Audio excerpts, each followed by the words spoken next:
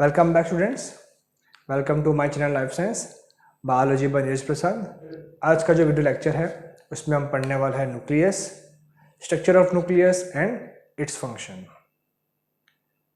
अगर आप मेरे चैनल पर नए व्यूवर हो तो मेरे चैनल को सब्सक्राइब करें, बेल आइकन दबाएं ताकि आने वाले वीडियो की नोटिफिकेशन आपको तुरंत मिल जाए।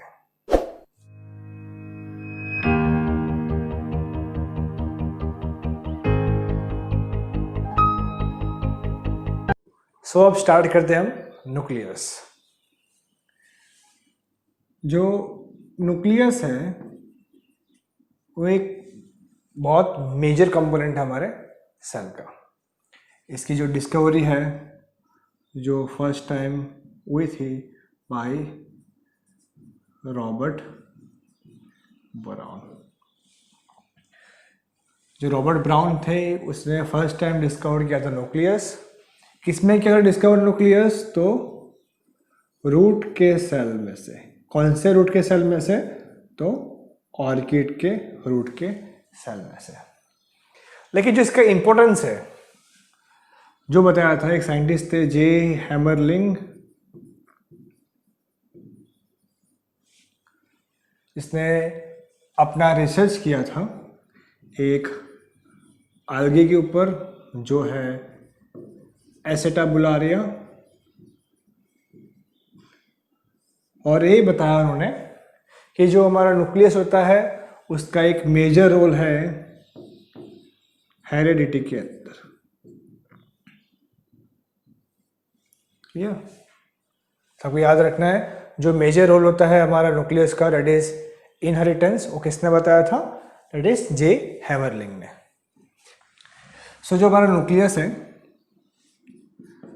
उसके अगर हम फंक्शन देखें तो वो कंट्रोल करता है हमारा सेलुलर मेटाबॉलिज्म। इसका मतलब क्या? जो सेल के अंदर डिफरेंट ऑर्गेनल्स है सबका एक्यूमुलेशन क्या करेगा? वो कंट्रोल करेगा वो इसका। इसके अलावा इसका रोल है, हमने देखा, हेरिडिटी के अंदर। इन शॉर्ट जो हमारा न्यूक्लियस है वो पूरे सेल को कंट्रोल करता है, इसलिए उसको बोलते हैं हम मास्टर ऑर्गेनल।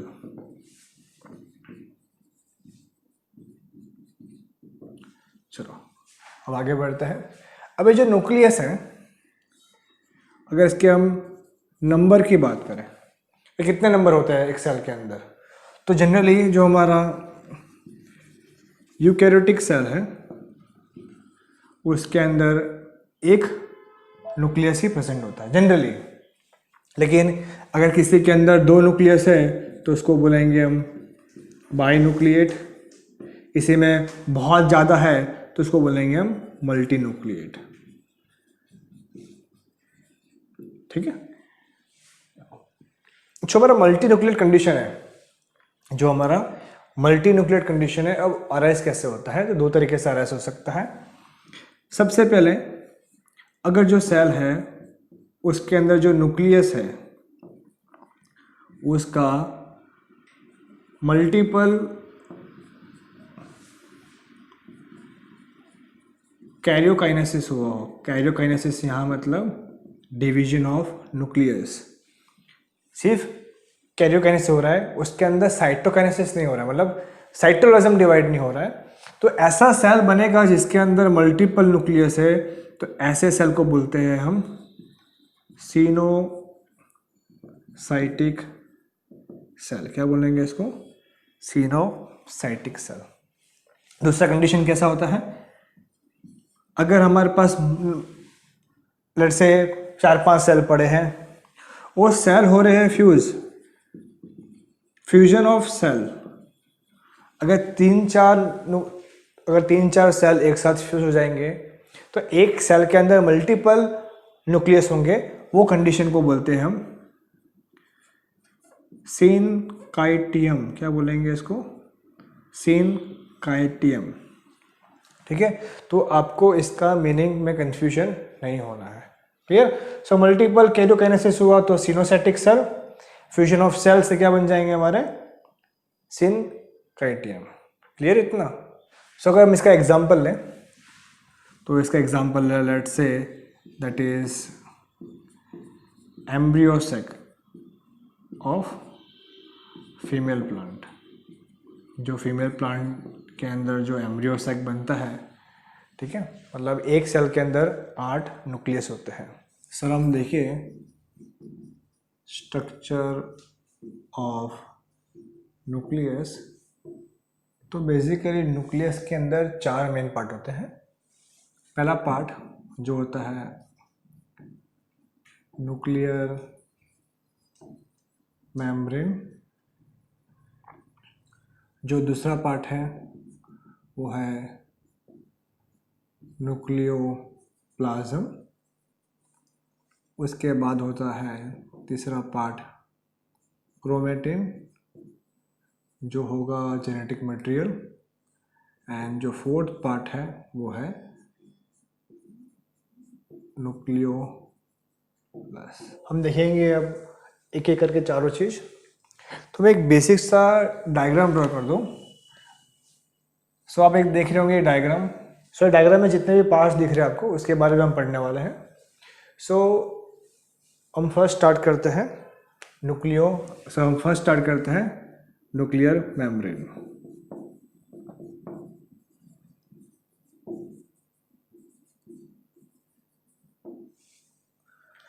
जो हमारा न्यूक्लियर मेम्ब्रेन है, हमको पता है कि जो न्यूक्लियस होता है वो होता है double membrane structure.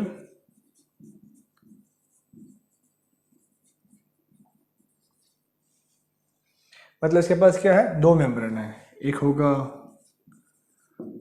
Outer membrane और दूसरा होगा हमारा इनर मेम्ब्रेन, ठीक है। तो अगर डायग्राम ड्रॉ करूँ मैं उसका, सपोज से हमारा इनर मेम्ब्रेन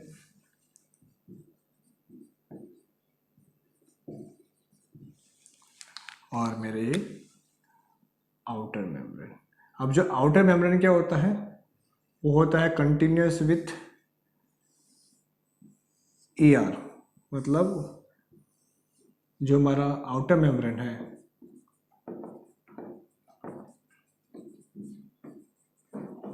जो आउटर मेम्ब्रेन क्या करेगा, वो होता है कंटिन्यूस।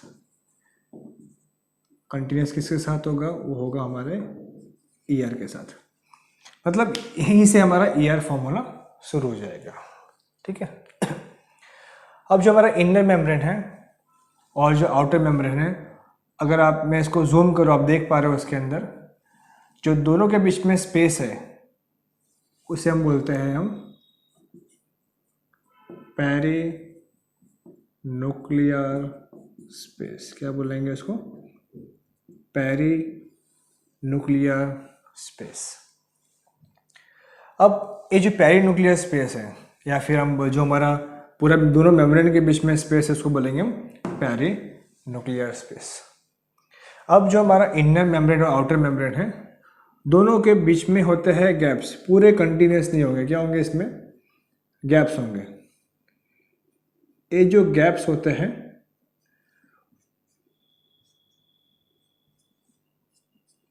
उसको बोलते हैं हम nuclear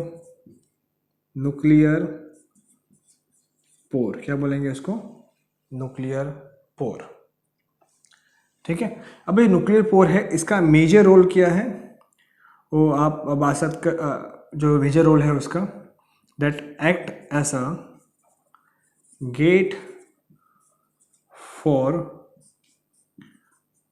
nucleocytoplasmic interaction. In short, जो चीज़ न्यूक्लियस के अंदर बनेगी, अगर उसको बाहर भेजना है या फिर न्यूक्लियस को अगर प्रोटीन की रिक्वायरमेंट है, तो साइटोप्लाज्म से न्यूक्लियस के अंदर आएगा। वो कहाँ से आने वाला है, दैट कम्स फ्रॉम न्यूक्लियोपोर, ठीक है। सो इतना क्लियर है। अब जो हमारा न्यूक्लियर पोर है, दैट इज मेड बाय और गाइडेड बाय सिलिंड्रिकल प्रोटीन। मतलब जो हमारा न्यूक्लियर पोर होता है वो किससे बना होता है, वो बना होता है एक सिलिंड्रिकल प्रोटीन से। उसको बोलते हैं हम एन्यूलस। ओके है एन्यूलस। ठीक है, तो जो मैंने आपको बोला कि जो एक्ट एज अ गेट कौन सा होगा हमारा, एन्यूलस। मतलब यही एन्यूलस का जो मेजर फंक्शन क्या है, न्यूक्लियोसाइटोप्लाज्मिक इंटरेक्शन। क्लियर है। जब सेकेंड पॉइंट देखते हैं, जो हमारा न्यूक्लियर मेम्ब्रेन है, जो हमारा इनर मेम्ब्रेन है, इनर मेम्ब्रेन, जो इनर मेम्ब्रेन है उसके ऊपर क्या होता है, कुछ प्रोटीन्स होते हैं, प्रोटीन स्टडेड होते हैं, मतलब वहाँ पे जड़े होते हैं, उसको बोलते हैं हम न्यूक्लियर मैट्रिक्स। क्या बोलेंगे इसको, न्यूक्लियर मैट्रिक्स। जैसा कि आपको मैं दिखा रहा हूँ, अगर आप इसको जूम करेंगे तो आप देख सकते हो, मैं यहाँ पे इनर मेम्ब्रेन के ऊपर कुछ प्रोटीन्स ड्रॉ कर रहा हूँ, उसको बोलते हैं हम क्या, न्यूक्लियर मैट्रिक्स। ये हमारा न्यूक्लियर मैट्रिक्स। अब न्यूक्लियर मैट्रिक्स का फंक्शन क्या है, जब हमारा सेल या फिर जो हमारा सेल डिवीजन में जा रहा है, अगर हम स्पेशली बात करें मियोसिस की, अगर हम बात करते हैं मियोसिस की, तो मियोसिस के फर्स्ट फेज के अंदर जो प्रोफेस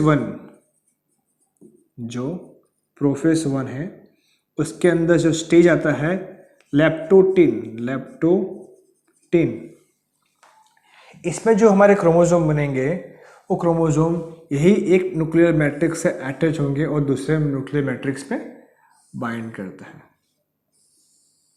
ये हमारा क्या है,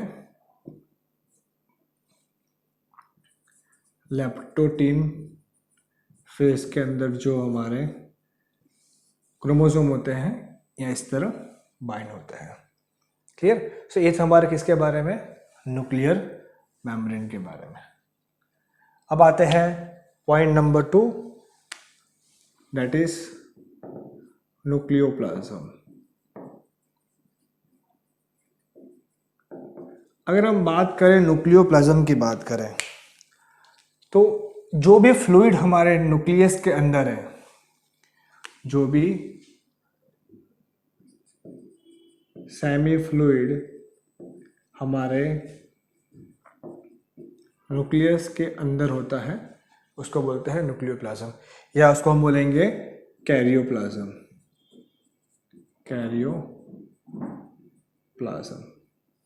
कैरियो मतलब यहाँ पे न्यूक्लियस ही होता है, मतलब fluid present inside the nucleus is known as nucleoplasm. अब ये जो न्यूक्लियोप्लाज्म है, इसके अंदर क्या क्या रहेगा, तो वाटर रहेगा, कुछ एलिमेंट्स रहते हैं जैसे कि फॉस्फोरस, मैग्नीशियम एक्सेट्रा।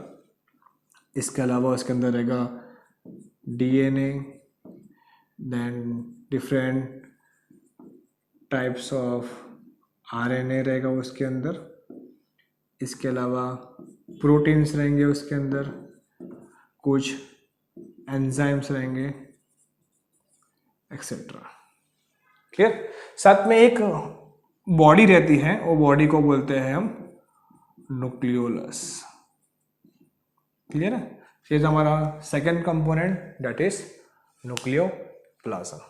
अब चलते हैं, हमारा जो थर्ड कंपोनेंट है वो है क्रोमेटिन। अब आते हैं पॉइंट नंबर 3 पे, दैट इज क्रोमेटिन। अब क्रोमेटिन की बात करें तो वो क्या है, हमारा जेनेटिक मटेरियल।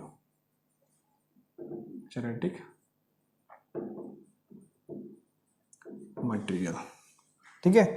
सो एक पहले जो कंफ्यूजन है वो हम दूर कर लेते हैं। अब क्रोमेटिन कब वर्ड यूज करना है और क्रोमोसोम वर्ड कब यूज करना है। कोई भी हम एक सेल की बात करें, सपोज करो ये हमारा सेल है, तो ये सेल 2 स्टेज में हो सकता है। जो फर्स्ट स्टेज है वो होता है नॉन डिवाइडिंग स्टेज, जिसमें सेल डिवाइड नहीं हो रहा है, इस पहला होता है नॉन डिवाइडिंग स्टेज, जिसमें जो हमारा सेल है वो डिवाइड नहीं होता है, जिसको हम बोलते हैं इंटरफेस। और जो दूसरा होता है दैट इज डिवाइडिंग फेस, जिसमें हमारा सेल डिवाइड हो रहा है, उसको बोलते हैं हम एम फेस। क्लियर है? जो हमारा इंटरफेस है, जब हमारा सेल इंटरफेस में रहेगा तब जो न्यूक्लियस होगा उसको बोलते हैं हम इंटरफेस न्यूक्लियस। क्या बोलेंगे उसको? Interface nucleus. ये आपको याद रखना है, ठीक है। लेकिन जब सेल हमारा एम फेज में चला गया, जब हमारा सेल एम फेज में चला गया तो इसके अंदर जो न्यूक्लियस होगा, मतलब उसमें न्यूक्लियस नहीं बोलेंगे कि सेल मेम्ब्रेन है, जो हमारा न्यूक्लियर मेम्ब्रेन है वो डिसॉल्व हो गया होगा। क्लियर है? तो अब समझने वाली बात यह है कि जो इंटरफेस है, इसके अंदर जो हमारा जेनेटिक मटेरियल रहता है, जो जेनेटिक मटेरियल हमारा इंटरफेस में रहता है, वो कौन से फॉर्म में होगा? वो होगा हमारे थ्रेड लाइक स्ट्रक्चर फॉर्म में। थ्रेड लाइक स्ट्रक्चर में, उसको बोलते हैं हम chromatin. Clear? But in case of M phase वही क्रोमेटिन वो हो जाता है condense with the help of some protein that are histone proteins, और कंडेंस स्ट्रक्चर को बोलेंगे हम क्रोमोसोम। तो ये आपको भूलना नहीं है। क्लियर है? सो यहाँ पे हम बात कर रहे हैं किसकी? क्रोमेटिन की। सो जो हमारा क्रोमेटिन है, it is thread like structure जो होता है कहाँ पे? न्यूक्लियस के अंदर। It is present in nucleoplasm. ठीक है, इतना आपको समझ पड़ गया होगा। ठीक है, अब ये जो क्रोमेटिन है, अगर मैं उसको स्टेन करता हूं, अगर मुझे न्यूक्लियस के अंदर जेनेटिक मटेरियल देखना है तो ऑब्वियस ये बात है, मुझे स्टेन करना पड़ेगा। तो स्टेन करने के लिए हम क्या यूज करेंगे? हम यूज करेंगे डाई। सो दो टाइप की डाई है हमारे पास। जो पहली डाई है उसका नाम है एसेटोकार्बाइन,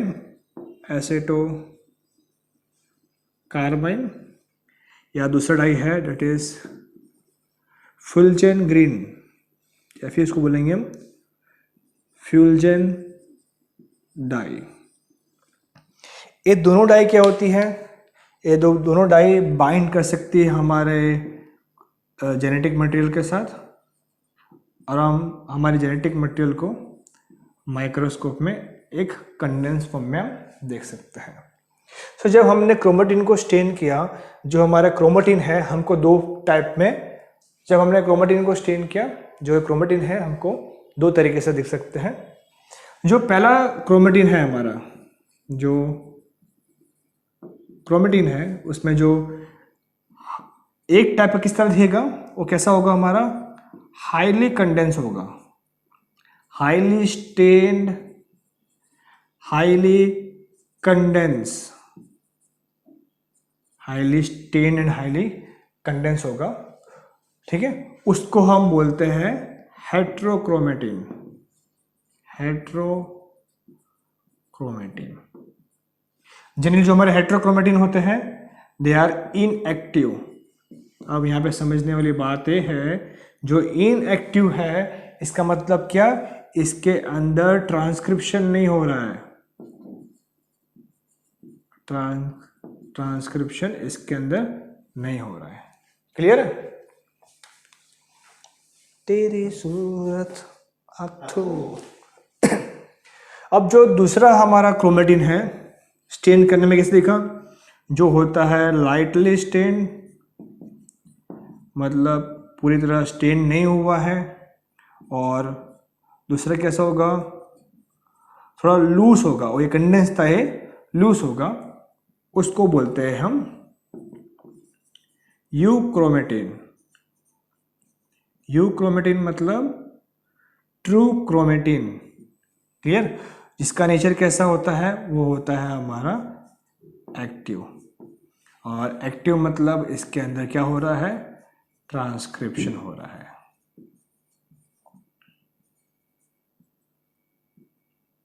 ठीक है,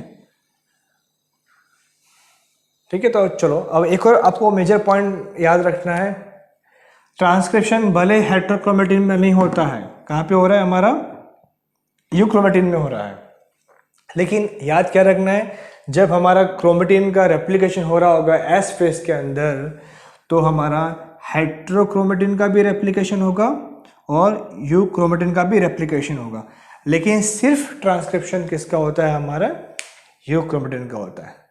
लेकिन जब सेल को जरूरत पड़े तब जो हमारा हेट्रोक्रोमेटिन है वो कन्वर्ट हो सकता है हमारा यूक्रोमेटिन के अंदर।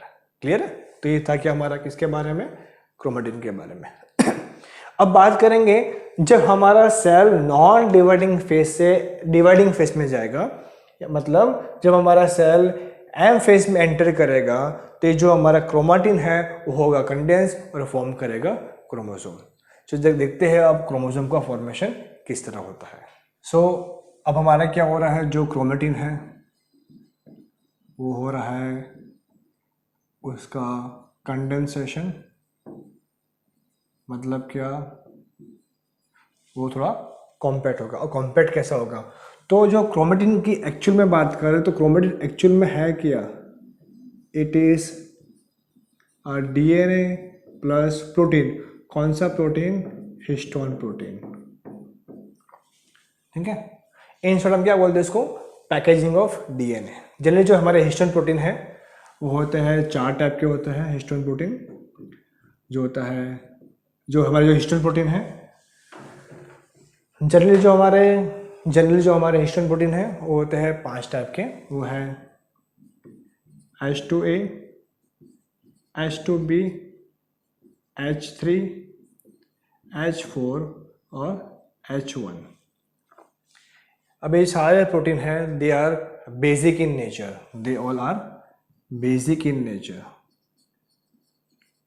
ठीक है, अब बेसिक नेचर कैसा है, इसमें जो अमीनो एसिड यूज हुआ है they are most of type कौन से, बेसिक तरह के हमारे अमीनो एसिड होंगे। अब जो हमारे H2A है और H2B है वो ज्वाइंट हो जाएंगे और फॉर्म होंगे डाइमर। इसी तरह H3 और H4 ज्वाइन होंगे और फॉर्म करेंगे डाइमर। सो मैं आपकी यहाँ पे डायग्राम ड्रॉ कर दूँ, ये हमारे H2A, ये H2B और ये H3 और ये H4। मैं यहाँ लिख देता हूँ H2A, H2B, H3 और ये H4। क्लियर? सो 2 डाइमर आ गए हमारे पास। एक डाइमर जुड़ जाएंगे और क्या फॉर्म करेंगे, टेट्रामर फॉर्म करेंगे। तो आप देख सकते हो H2A, H2B, H3, H4, एक 4 हो गया, क्या बन गया हमारा, टेट्रामर। ये टेट्रामर क्या होता है, हमारे पास 2 टाइप के होते हैं, मतलब 2 सेट में होंगे। तो वापिस से हमारा H2A, ये हमारा पूरा 4 मॉलिक्यूल पीछे होंगे। मतलब कितने हो गए यहाँ पे प्रोटीन, टोटल हो गए यहाँ पे 8 हिस्टोन हो गए। तो इसको क्या बोलेंगे हम, ऑक्टामर। ठीक है, अब जो हमारा जो डीएनए होता है ये ऑक्टामर पे इस तरह रैप होता है। ठीक है, ये हमारा क्या है, डीएनए इस तरह ऑक्टामर पे गोल घूमेगा। जिस तरह मोती पे किस तरह थ्रेड अगर आप वाइंड कर रहे हो, इस तरह हमारे ऑक्टामर पे वो गोल घूम रहा है। क्लियर है? अब क्या होगा, तो ये खुल ना जाए डीएनए, तो यहाँ पे एक और प्रोटीन होगा, उसको बोलेंगे हम H1 प्रोटीन। ठीक है, इन शॉर्ट ये जो स्ट्रक्चर बना वो होता है हमारा न्यूक्लियोसोम।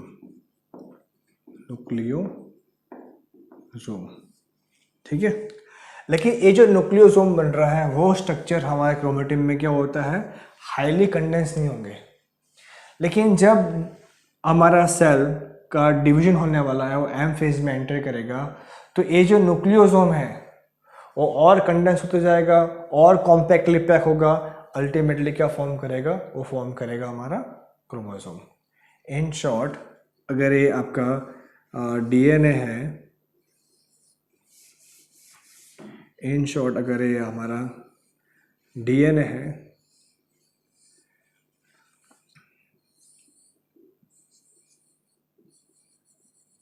तो ये इसका न्यूक्लियोसोम, फिर जो न्यूक्लियोसोम है सारा और कंडेंस होगा, अल्टीमेटली क्या फॉर्म करेगा, वो फॉर्म करेगा हमारा क्रोमोसोम। सो ये डीएनए, यहाँ से डीएनए प्लस प्रोटीन, ठीक है, अल्टीमेटली क्या फॉर्म कर रहा है, वो फॉर्म कर रहा है क्रोमोसोम। इसके बारे में डिटेल स्ट्रक्चर हम पढ़ेंगे क्लास 12 के अंदर, लेकिन मेरे हिसाब से इतना आपको आइडिया आ गया होगा कि क्रोमोसोम किस तरह बन रहा है। डीएनए प्लस प्रोटीन वो फॉर्म करेगा हमारा न्यूक्लियोसोम, और न्यूक्लियोसोम और कंडेंस होगा, क्या फॉर्म करेगा, हमारा क्रोमोसोम फॉर्म करेगा। क्लियर है? सो मैं इसको रब कर देता हूँ। सो जो हमारा क्रोमोसोम है, चलो मैं यहाँ क्रोमोसोम ड्रॉ करता हूँ, ये हमारा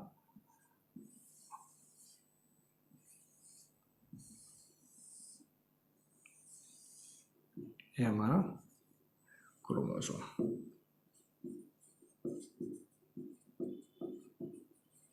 ठीक है। जो क्रोमोसोम बना होता है ये आपको दिख रहा है यहाँ से यहाँ तक, इसको बोलते हैं हम क्रोमाटिड। क्या बोलेंगे हम? क्रोमाटिड।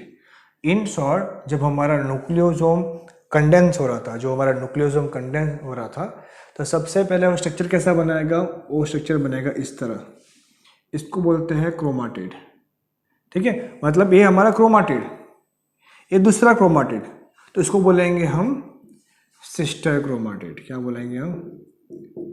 Sister chromatid. क्लियर है?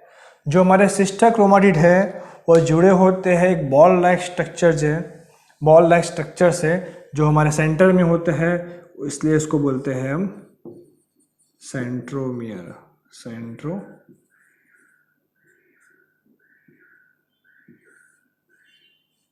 इसलिए इसको बोलते हैं सेंट्रोमियर। याद रखना है, सेंट्रोमियर के अंदर कोई प्रकार का जेनेटिक मटेरियल नहीं होता है। क्लियर है? सो जो हमारा क्रोमोसोम किससे बना है? दो क्रोमेटिड से बना है, जॉइंट टुगेदर बाय सेंट्रोमियर, ठीक है। अब ये जो सेंट्रोमियर है उसके बाजू में एक और प्रोटीन होगा इस तरह, वो जो प्रोटीन है वो हमारे को जो प्रोटीन है वो हेल्प करता है segregation of chromosome during cell division, उसको बोलते हैं हम काइनेटोकोर।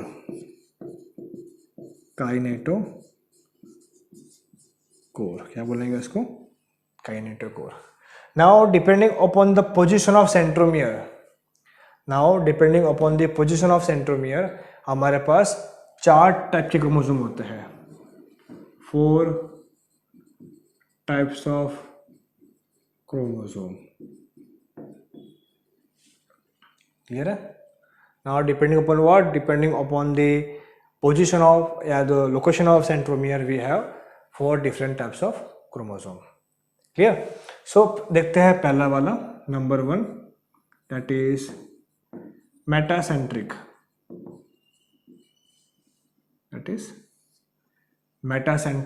क्रोमोसोम। अब नाम से मालूम पड़ रहा है कि मेटासेंट्रिक मतलब जो हमारा सेंट्रोमियर कहाँ पे होगा, वो बीच में होगा। तो मैं आपको ड्रॉ करके दिखाता हूँ। ये उसका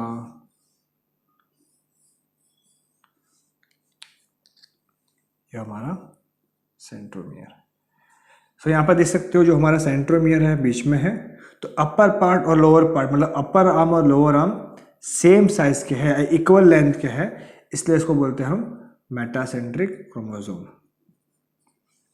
क्लियर है? ये हमारे मेटासेंट्रिक क्रोमोसोम। जो हमारा सेकेंड टाइप का होता है वो है सब मेटासेंट्रिक। हम नाम से मालूम पड़ रहा है सब मेटासेंट्रिक। उसमें क्या होगा, जो हमारा सेंट्रोमियर है थोड़ा सा ऊपर पोजीशन पे होगा, तो ये हमारा अपर आर्म और ये हमारा लोअर आर्म, और ये हमारा सेंट्रोमियर। आप देख सकते हो जो हमारा सेंट्रोमियर है वो थोड़ा ऊपर के साइड है, तो अपर आर्म छोटा हो गया और नीचे वाला आर्म बड़ा हो गया। ठीक है, अब एक चीज याद रखनी है, जो अपर आर्म छोटा है तो उसको बोलेंगे हम पिटाइट आर्म। इट इज क्या बोलेंगे, जो अपर आर्म छोटा है इसलिए इसको बोलेंगे पिटाइट आर्म। पिटाइट आर्म यानी पी आर्म, हमने उसको एक नेम दे दिया। पिटाइट मतलब पतला आर्म। ठीक है, जो नीचे वाला आर्म बड़ा है उसको हम बोलेंगे क्यू आर्म। अब क्यू का कोई मीनिंग नहीं होता है, पी के बाद क्यू आता है इसलिए हम उसको बोलेंगे क्यू आर्म। ठीक है, तो इन शॉर्ट सब मेटासेंट्रिक में छोटे वाले को बोलेंगे पी आर्म और जो हमारा बड़ा आर्म है तो इन शॉर्ट जो सब मेटासेंट्रिक है, जो छोटा वाला आर्म है उसको बोलेंगे पी आर्म और जो बड़ा वाला है उसको बोलेंगे क्यू आर्म। तो हमारे जो मेटासेंट्रिक है, सो मेटासेंट्रिक के अंदर दोनों आर्म क्या होते हैं, क्यू आर्म होते हैं। दोनों क्या होंगे हमारे, क्यू आर्म होंगे। इसके अंदर पी आर्म नहीं होते। अब है हमारा थर्ड टाइप का क्रोमोसोम जो है एक्रोसेंट्रिक। अब जो एक्रोसेंट्रिक में क्या होगा, जो हमारा क्रोमोसोम है उसका जो सेंट्रोमियर है काफी ऊपर होगा। तो डायग्राम ड्रॉ करें उसका।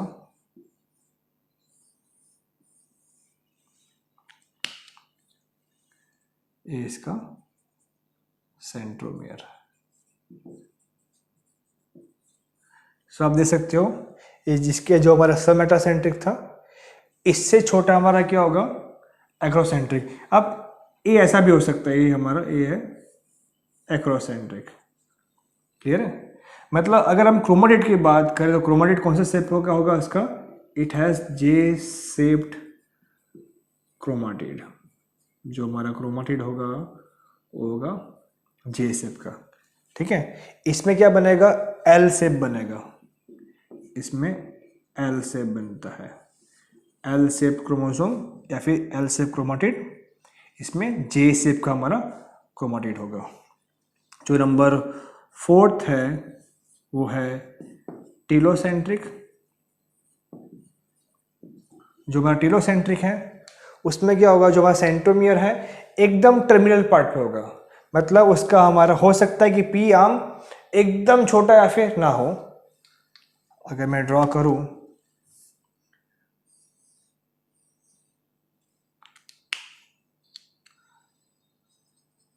तो ये हमारा सेंट्रोमियर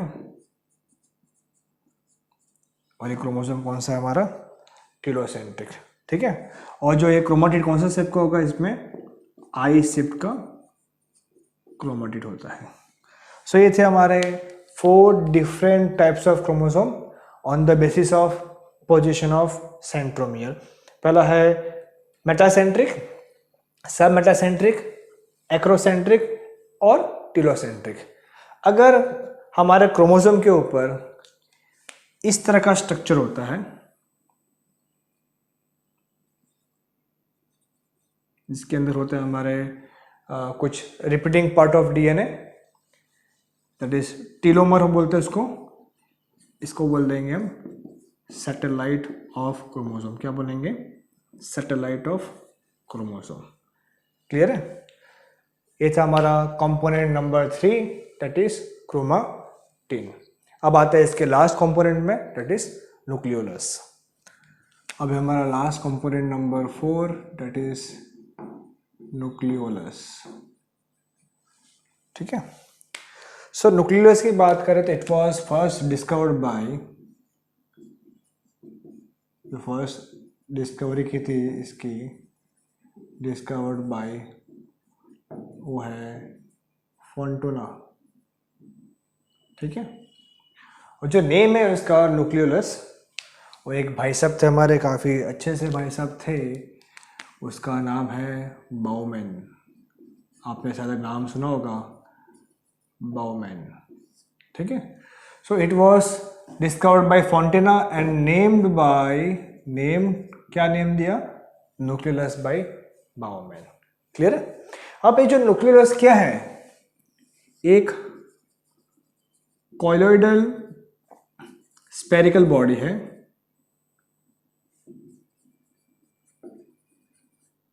जो बना है एक एसिडोफिलिक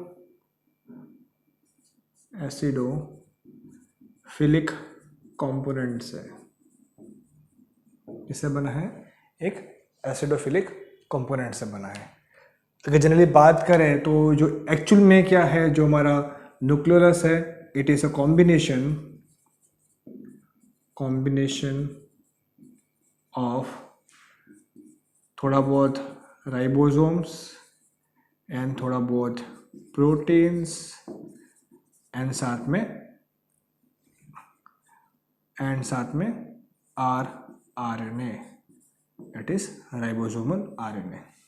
ये तीनों एक स्ट्रक्चर फॉर्म करते हैं, जो एक कंडेंस स्ट्रक्चर फॉर्म करेंगे,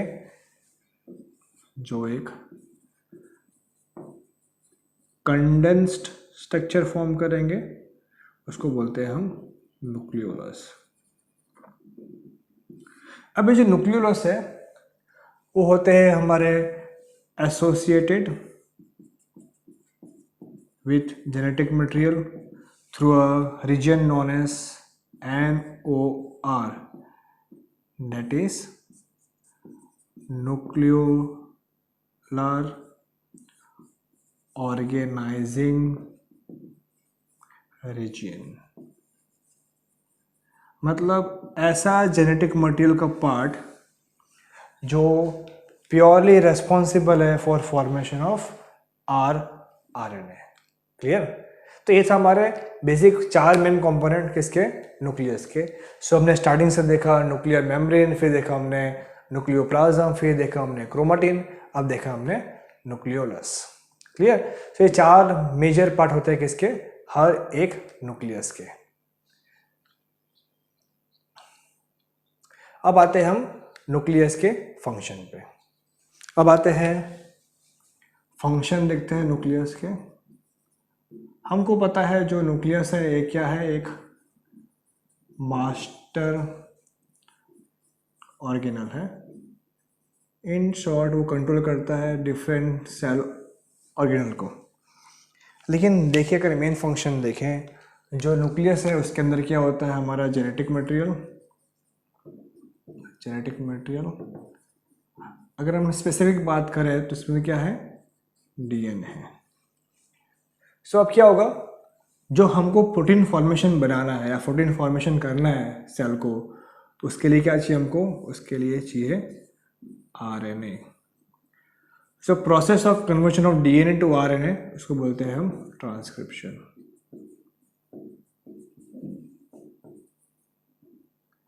क्लियर? सो हमारा ट्रांसक्रिप्शन कहाँ पे होता है, वो होता है हमारे न्यूक्लियस के अंदर। ठीक है? So first step for formation of protein that occurs where it occurs in nucleus। Second चीज हम देखें, it is a major part in heredity। मतलब इसके अंदर ऐसी इंफॉर्मेशन होती है जो एक इंडिविजुअल को फॉर्म करने में हेल्प करती है। क्लियर?